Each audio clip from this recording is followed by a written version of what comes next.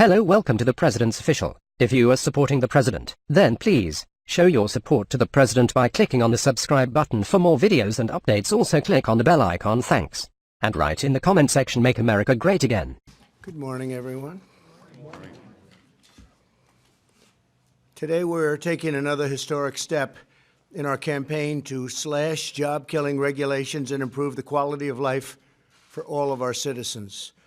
In the past, many of America's most critical infrastructure projects have been tied up and bogged down by an outrageously slow and burdensome federal approval process, and I've been talking about it for a long time, where it takes many, many years to get something built, done in any way. The builders are not happy. Nobody's happy. It takes 20 years. It takes 30 years. It takes numbers that nobody would even believe. These endless delays waste money, keep projects from breaking ground, and deny jobs to our nation's incredible workers. From day one, my administration has made fixing this regulatory nightmare a top priority.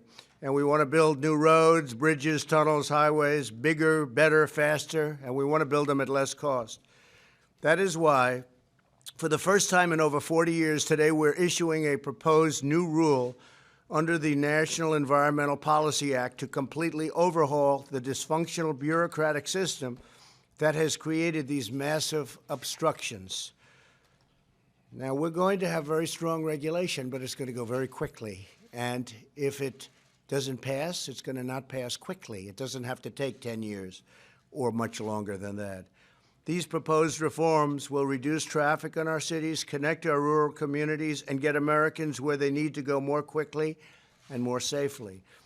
We're pleased to be joined by Secretary David Bernhardt, Secretary Elaine Chao, Administrator Andrew Wheeler, and Council on Environmental Quality Chairwoman Mary Neumeyer. They've done a fantastic job on this.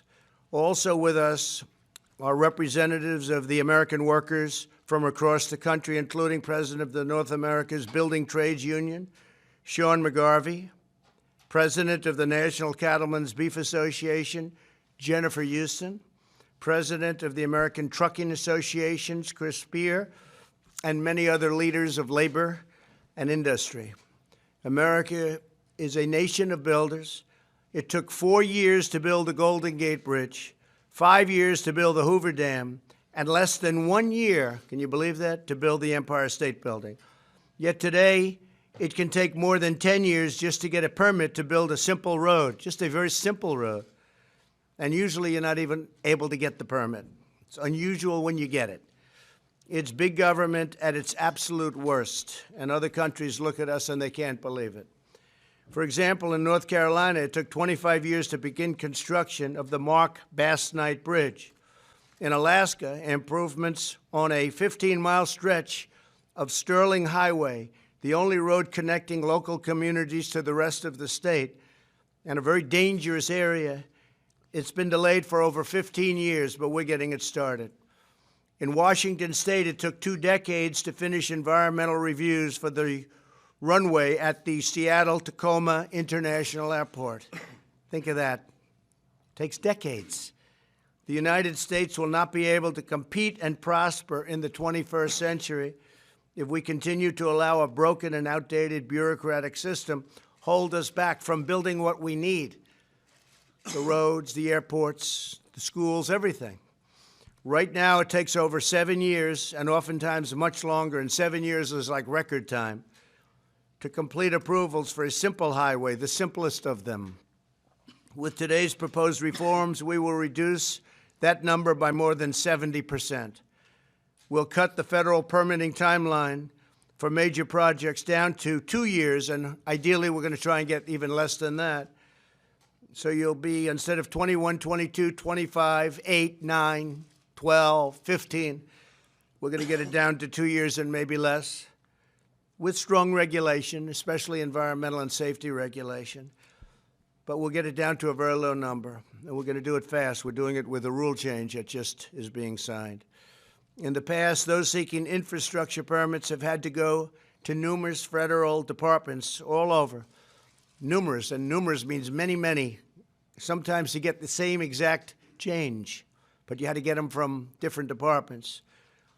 So you'd go to these federal departments and agencies requesting approval from countless governmental bureaucrats, each of whom was empowered to hold up the process and leave urgently needed projects in limbo, and for the most part, they wouldn't get built. If they did get built, it would take so many years and cost many times more. But our new one federal decision policy, it's called One Federal Decision, requires agencies to work closely together to promptly deliver one decision. Yes, the entire process will be completed. The entire federal government approval process will be done. We're also cutting red tape by allowing federal departments to increase the use of documentation prepared by state, tribal, and local governments. This is just common sense, and there's no need to do all of the duplicate work. So much duplication. You'd go for a permit, you'd have to go for another permit. They turn out to be all the same permits. You're just going to different agencies to get the same approval.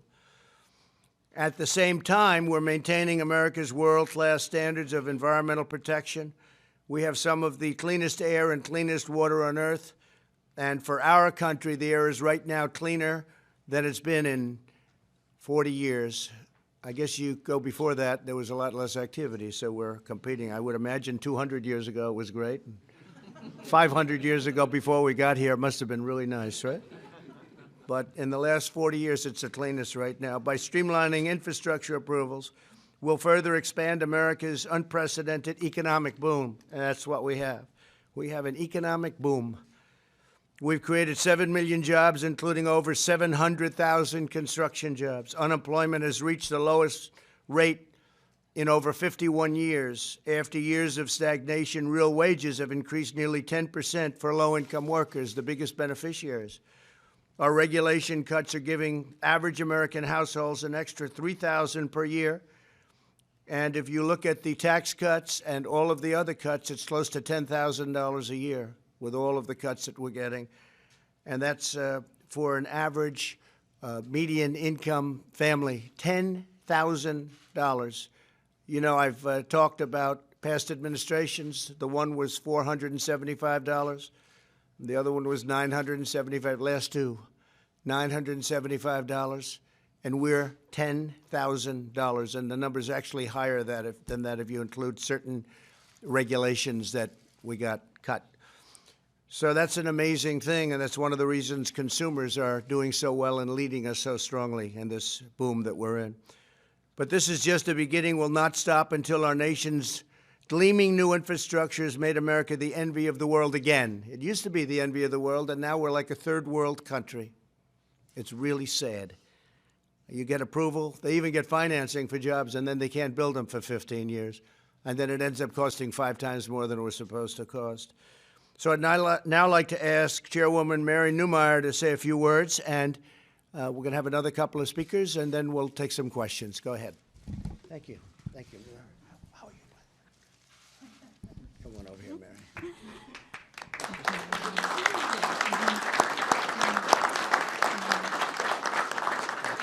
Thank you, Mr. President. President Trump promised a more efficient permitting process so that Americans receive timely decisions on permits for vital infrastructure projects affecting their everyday lives.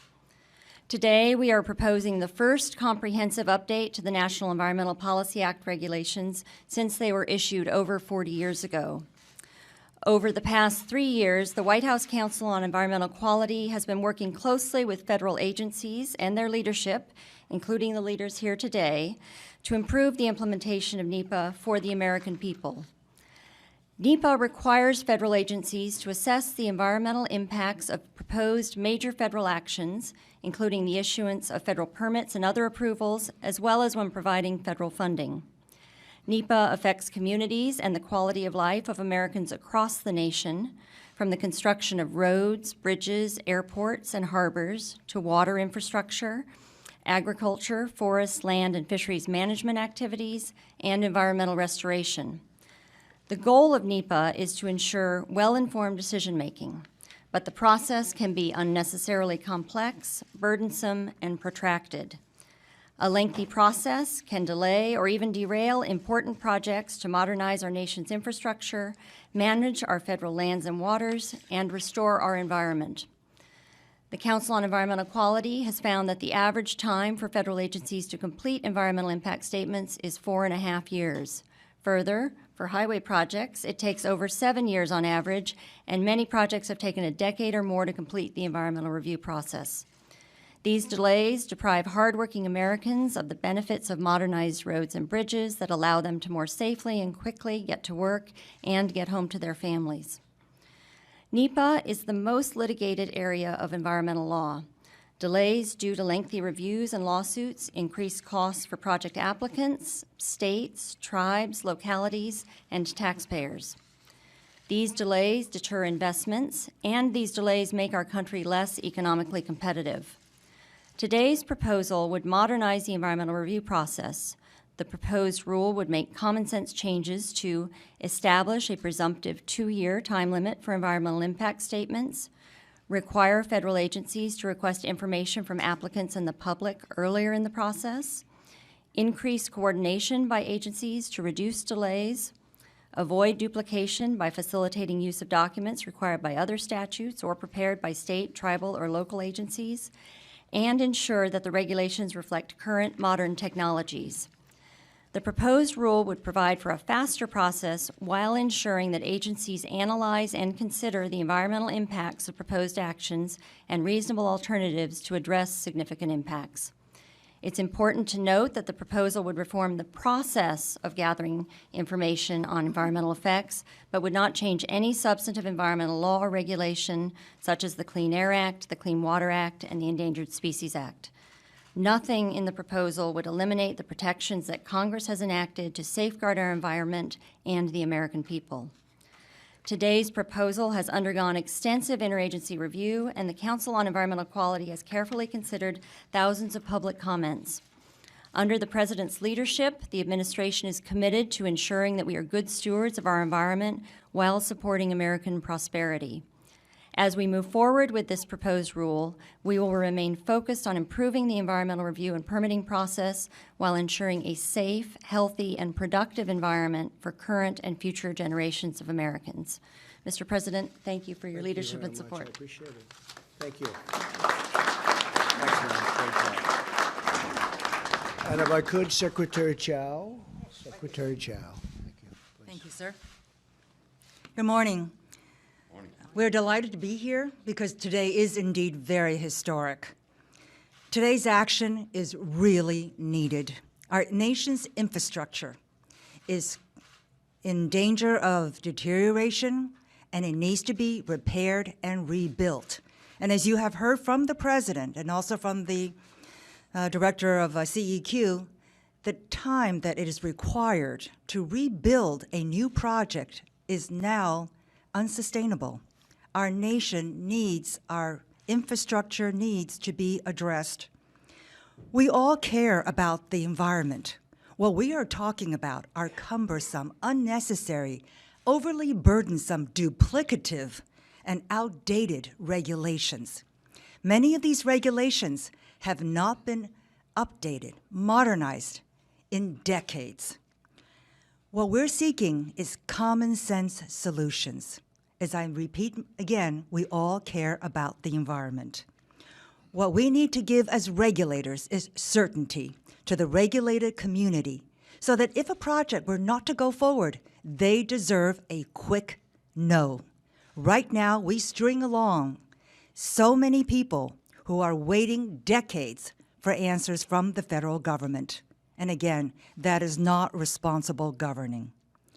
So today is historic. This NPRM will solicit comments, remarks, so it will be an open process. And what we are hoping to do is to address the infrastructure needs of our country, as the President has said on so many occasions. And then, of course, we want to see new projects be constructed and new jobs being created. Thank you, Mr. President.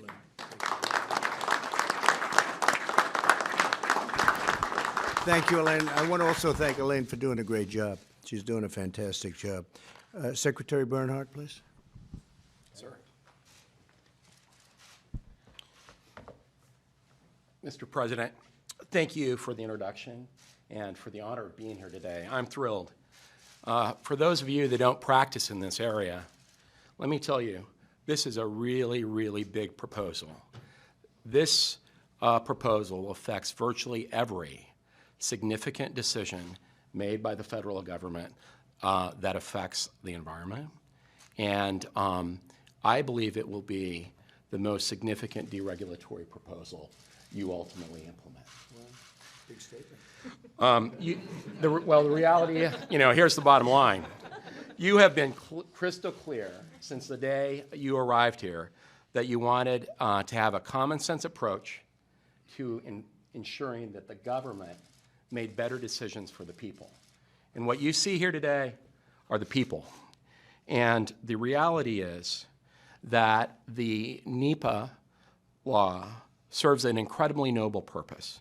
At the heart of the law, it establishes and ensures that we as government decision makers think about the consequences of our action before we make them, that we consider alternatives to our action, and that we receive the participation of the public before we make the action. And everything in this rule does precisely that, sir. But when I arrived at the Department of the Interior, it took on average the Bureau of Land Management 5 years to complete an environmental review document. We now are doing those in an average of 1.2 years. And the consequences are far-reaching. For example, the quicker we can do our environmental reviews for Indian schools means the sooner students can have safer schools to go to school in. The quicker we can improve and enhance our visitors centers and national parks means the sooner people can enjoy those parks. We even have the same process here for NEPA is utilized when we're thinking about good things to do for wildlife. And the longer it takes to implement those conservation actions, the more delayed those are. Our firefighters depend on the speed of environmental review to do our treatments in the forest. Our ranchers, which are here, depend on the speed of our environmental review to know whether or not they're going to have grazing opportunities next year. Our farmers need to know that they can depend on our decisions so that they can know that our water operations are likely to be consistent and secure. And what you're doing here is a very big thing. We have, in the last 40 years, we've gone backwards. And your actions are changing that, and it's a big step forward. So thank you, and thank you, Mary.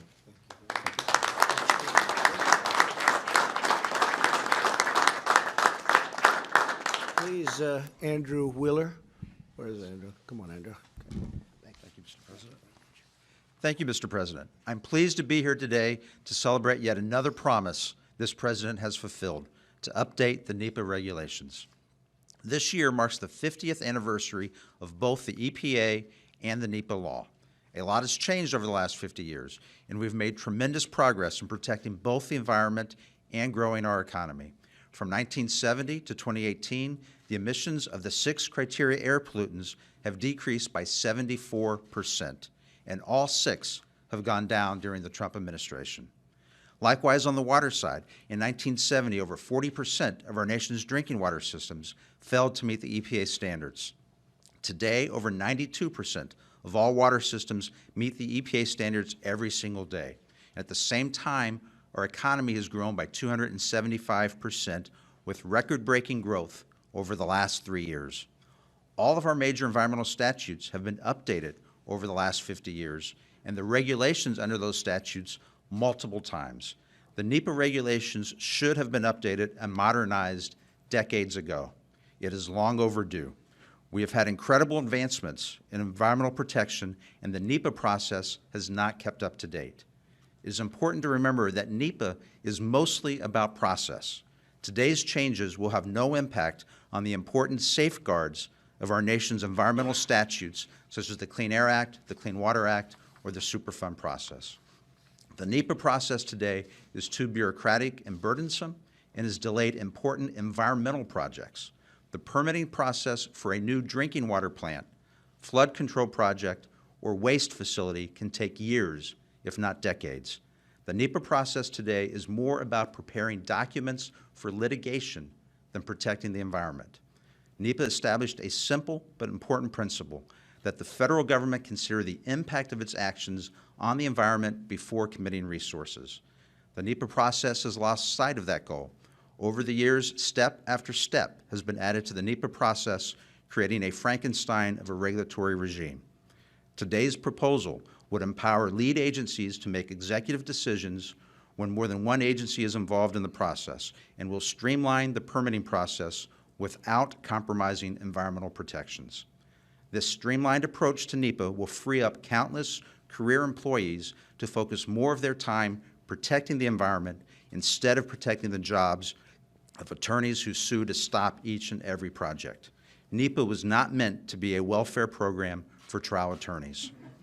I want to congratulate the President for his leadership and the Council on Environmental Quality and our sister agencies who have put so much time into this proposal. This proposal is yet another bold step this administration is taking to modernize the federal bureaucracy and our permitting programs for the benefit of all Americans. Thank you, Mr. President. Thank you.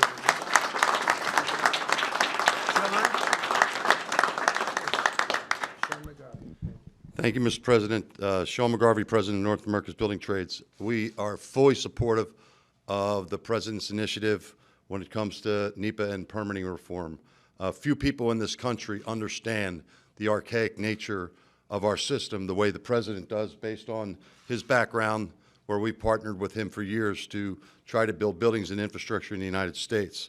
This proposal does nothing to take away from the protections for our citizens, for our taxpayers, for our workers, or for our environment.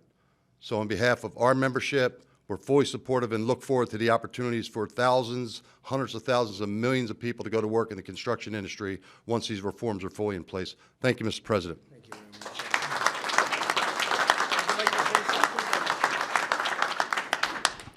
Thank you, Mr. President. America's cattlemen and women are subject to NEPA review on a regular basis, whether renewing their grazing permits, applying for a USDA program, or improving their rangeland. And although well-intentioned, it's become mired in a complex web of litigation and complexity and delay. So these reforms are very exciting.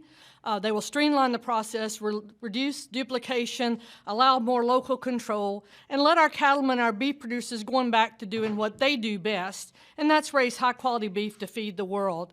On behalf of the National Cattlemen's Beef Association and the Public Lands Council, thank you, Mr. President, Secretary Bernhardt, Secretary Chow, Chairman Neumeyer. We appreciate all your work and all your really remembering the cattlemen, cattlewomen in rural America and everything you do. Thank you.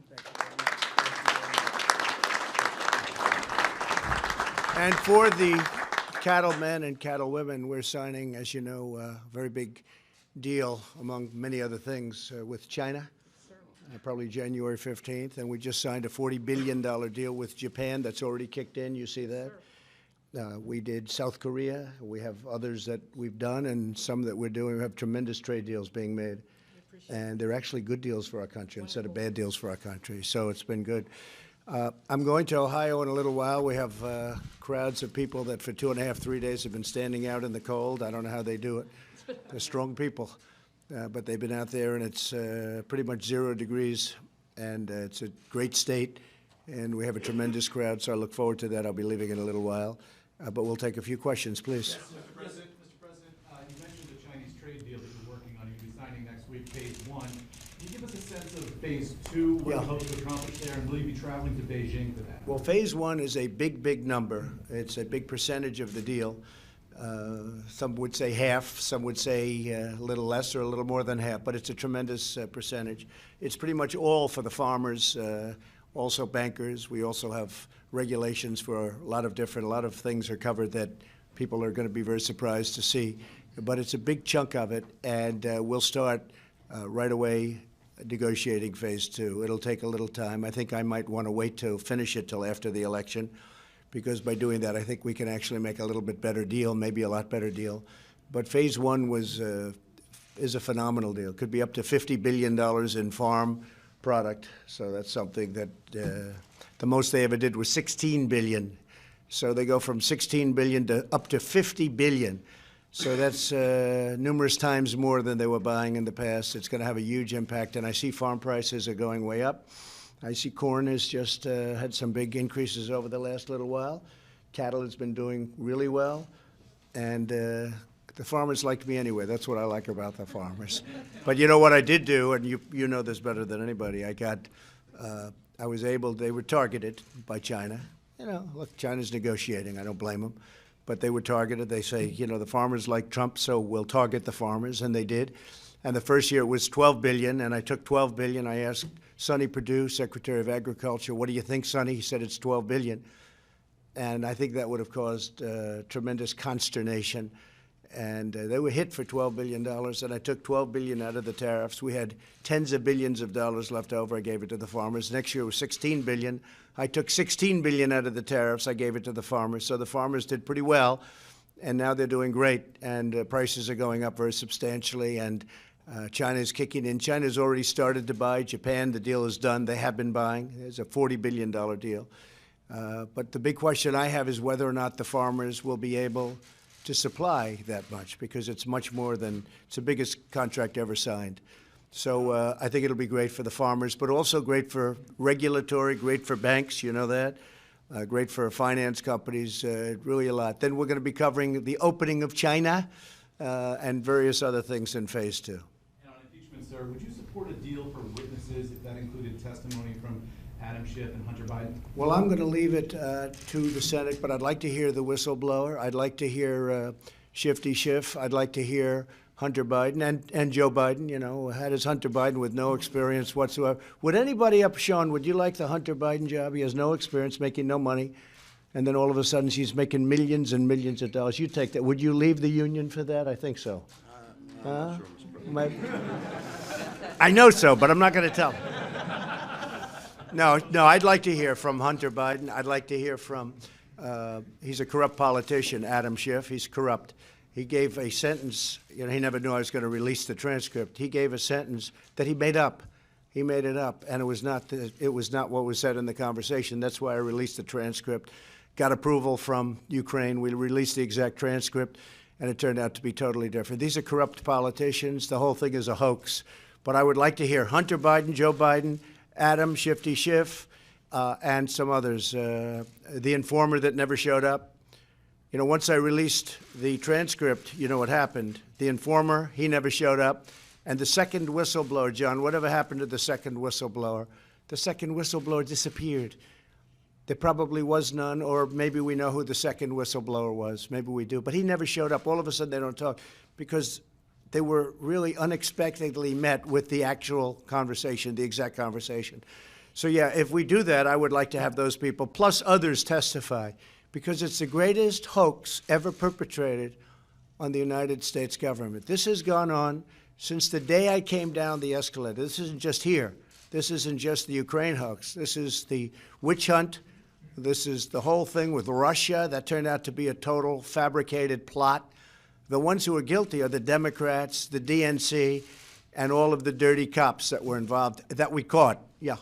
Mr. President, I'm sure you saw Mike Lee's comments. Did your national security team really say that it would be wrong for Congress to debate military action on Iran? So here's what happened on that.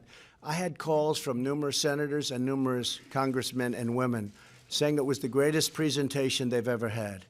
Mike and Rand Paul disagreed because they want information that honestly I think is very hard to get. It's okay if the military wants to give it, but they didn't want to give it. And it really had to do with sources and information that we had that really should remain at a very high level. Could we individually maybe give one or two of them some information? Possibly, if we can do that. I get along great with Mike Lee. I've never seen him like that. But other people have called and they've said it was the best presentation they've ever seen. And let me tell you what was the best. Forget about presentation, the result. We killed a man who killed many, many Americans and many, many people, thousands and thousands of people. And when I go over to Walter Reed and I meet these young, incredible folks, mostly, it just seems mostly men, but also women, where their legs are gone, their arms are gone. In some cases, both the legs and the arms are gone, and the face and the body is badly damaged. And frankly, 5 years ago, they couldn't have lived, and today they can live because of the wonders of medicine and the wonders of Walter Reed and the people over there, what the job they do, the medical doctors. But I will say this, we caught a total monster, and we took him out, and that should have happened a long time ago. We did it because they were looking to blow up our embassy. We also did it for other reasons that were very obvious. Somebody died. One of our military people died. People were badly wounded just a week before, and we did it. And we had a shot at him, and I took it, and that shot was pinpoint accurate, and that was the end of a monster. And that was the second attack. It was not, we didn't start it. They started by killing one of our people and wounding badly other of our people. So that you call retribution. Ukraine, if you look at what happened with Ukraine, that's a hoax. Well, this is a hoax too. Iran went in and they hit us with missiles. Shouldn't have done that, but they hit us. Fortunately for them, nobody was hurt, nobody was killed. Nothing happened. They landed, very little damage even to the base. They landed. But we had a chance to take out a monster. We took him out, and it should have been done a long time ago. Would you go to Congress to take further military action against Iran? Would you seek congressional? It would all depend on the circumstance. I don't have to, and you shouldn't have to be able, because you have to make split-second decisions sometimes. Sometimes you have to move very, very quickly, John. But in certain cases, I wouldn't even mind doing it. You know what bothers me? When I see Nancy Pelosi trying to defend this monster from Iran who's killed so many people, who's so badly, I mean, so many people are walking around now without legs and without arms, because he was the big roadside bomb guy. He was the one who'd send them to Afghanistan, had sent them to Iraq. He was big. That was his favorite thing. He thought it was wonderful.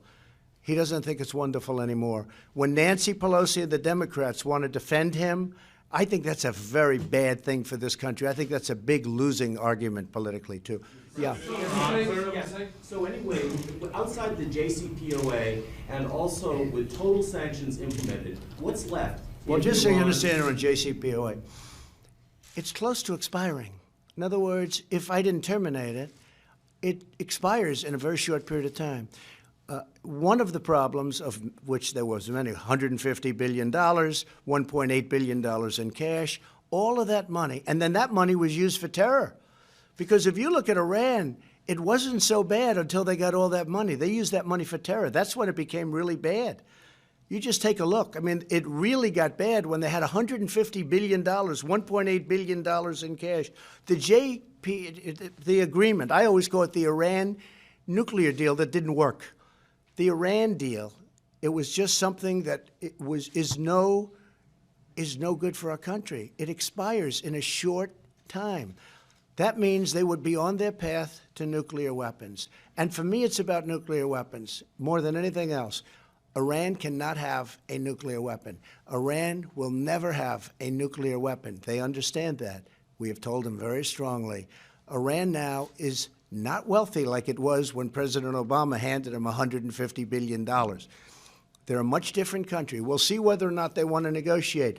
Maybe they want to wait till after the election and negotiate with a weak Democrat, somebody like a Biden or a Pocahontas or Buttigieg or one of these characters. Okay, maybe they want to wait. But I think they're probably well off doing it now because if you look at the polls and if you look at what's going on, we're doing very well. They're losing a tremendous amount. They're getting hurt very badly by the sanctions. It all can end very quickly. But as to whether or not they want, that's up to them. Not up to me. It's totally up to them. They can straighten out their country. Iran right now is a mess. They can straighten out the economics of their country very, very quickly. Let's see whether or not they negotiate. When should we expect to see sanctions on Iran following the attack? Immediately. It's already been done. Yeah, we've increased them. They were very severe, but now it's increased substantially. I just approved it a little while ago with Treasury. And who will they be against, and what sort of sanctions? Well, you'll see. I mean, we'll put out a minor announcement. It's actually a major event. It's like this. This is, to me, a major event, and so far I have had no I have had no questions on the fact that we can build a highway in, a small fraction of the time, that we can build all of these beautiful bridges that we want to build, but they can't get approvals. I've had no questions on that. Are you shocked, Sean, when you hear that? No, I mean, Mr. President. honestly, they should be having some questions. Okay, yeah, John, go ahead. Mr. President, the plane that went down Yeah. coming from Iran, what Terrible. do you think happened to that plane? Well, I have my suspicions. It was very, I don't want to say that because other people have those suspicions also. It's a tragic thing when I see that. It's a tragic thing. But somebody could have made a mistake on the other side. Could have made a mistake. It was flying. It was flying in not our system. No, it has nothing to do with us. It was flying in a pretty rough neighborhood, and somebody could have made a mistake. Some people say it was mechanical. I personally don't think that's even a question, personally.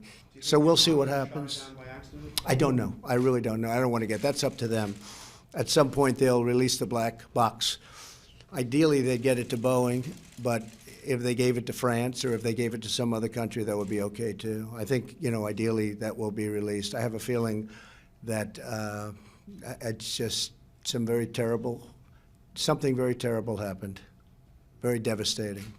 Mr. President, Yeah. the situation in Venezuela has not gone as smoothly as some people, likely even yourself, have hoped.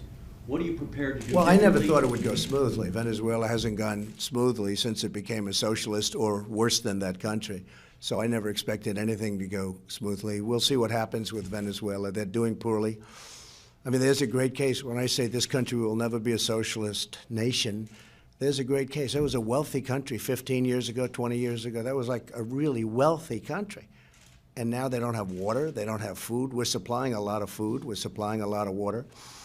So, no, it takes a period of time. It's been, I've only been here a relatively short period of time. We'll see what happens. Are you prepared to do anything else? Change Well, I'm not going to say that. No, we have a good strategy, but we're taking care of people. We're helping people. Colombia's helping a lot of people. Some of the nations surrounding are helping people. But I think we're doing a good job. They have a system that right now is very broken. We'll see what happens. Stay tuned. Mr. President, you said Iran was trying to blow up the embassy in Baghdad. Can you provide more details on what that plot was? No, I think it was obvious. If you look at the protests, and this was the anti-Benghazi. Benghazi was a disaster. They showed up a long time after it took place. They saw burning embers from days before. I said, get out today, immediately. They were saying, we think we can have them tomorrow. I said, nope, they got to go right now. And they were on their way very quickly, and they got there they got there quickly. They could have done that with Benghazi too, by the way, same thing. Had they gotten there, had they done what I did, you wouldn't know the name Benghazi. It would not be a very famous name. Now it's a very famous name. This was the anti-Benghazi. We got the Apaches there very quickly. They were doing the flares. People didn't know what was happening. But if you look at those protesters, they were rough warriors. They weren't protesters. They were Iranian-backed.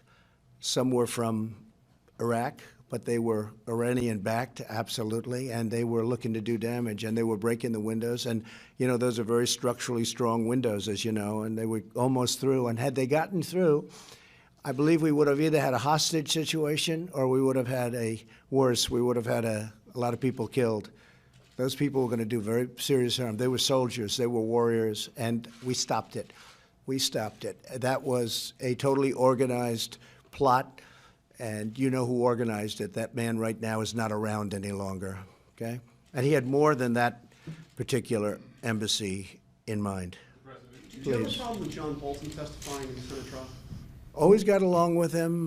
He didn't get along with some of our people, but that's really going to be up to the Senate. It's always up. I don't stop it, no, but he would, it would be. Now, I'd have to ask the lawyers because we do have to me, for the future, we have to protect presidential privilege. When we start allowing national security advisors to just go up and say whatever they want to say, we can't do that. So we have to protect presidential privilege for me, but for future presidents. That's very important. I would have no problem other than we have to protect. We have to be able to protect. People can't go up and say whatever my thoughts are, whatever your thoughts are about us, countries, views. You don't want that to be out. So we have to protect presidential privilege. Yeah. So, Mr. President, You said yesterday you want NATO to do more. Could you be a little more? I did. I specific on spoke. what you wanted? Right. I Have spoke you got to. any indication from them that? Yeah, I spoke to him yesterday. I spoke to Secretary General yesterday, and we had a great conversation. He was very.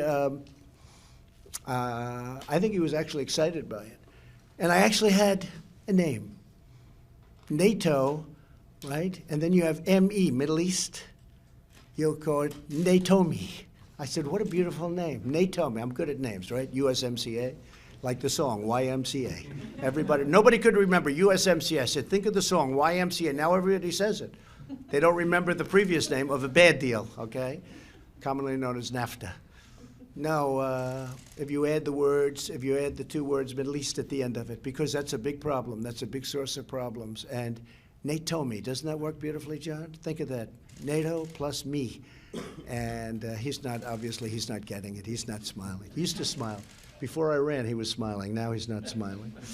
So, you know what I'm talking about. More NATO personnel in the region? Is that Yeah, what you're as saying? opposed to us, to be honest with you, because this is an international problem. And we can come home, or largely come home, and use NATO. This is an international problem. We caught ISIS. We did Europe a big favor. We got 100% of the caliphate. We have thousands and thousands of ISIS fighters are killed, and thousands, tens of thousands are in prison right now. And Europe doesn't want them. It's not right. They want to go to France. They want to go to Germany. They want to go to UK. They want to go to these countries where they came from. That's their home. The U.S. is not their home. They want to go. It's not fair that we're holding these people and that other countries aren't taking because we're bearing the cost.